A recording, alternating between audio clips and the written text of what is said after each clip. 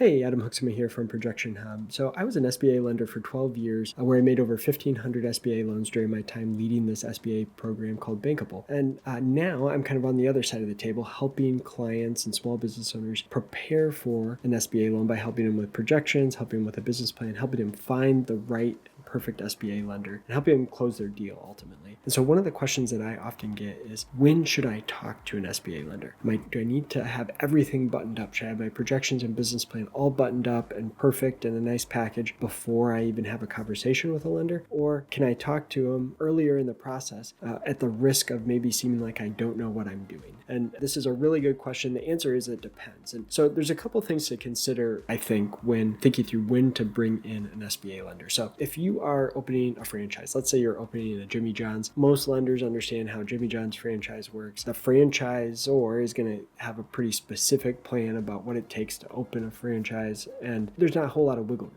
You just need to work on the projections and the business plan for your specific location and present that to a lender. So it's pretty straightforward. You probably don't need to have a conversation with a lender too early in the process. Now, there are other situations where you've got a more complex situation where you really need to bring a lender into the process of the business planning. So really, the business plan itself is going to depend on what the lender is willing to approve, right? And so, for example, we were working with a client who was working on a solar farm. It was a big project, and they had lots of different ways that they could go about it, different phases. Would they do a smaller phase to start with or a bigger phase? A lot of that really depended on what the lender thought. And so they didn't want to set themselves in stone with a set of projections and a business plan that went down one path when the lender may say, hey, I know what I can get approved. Why don't we do it this way? So they really wanted to have a conversation with the lender earlier in the process and bring the lender into the process of facilitating and building out the plan. So that's the way I like to try to think about it. And,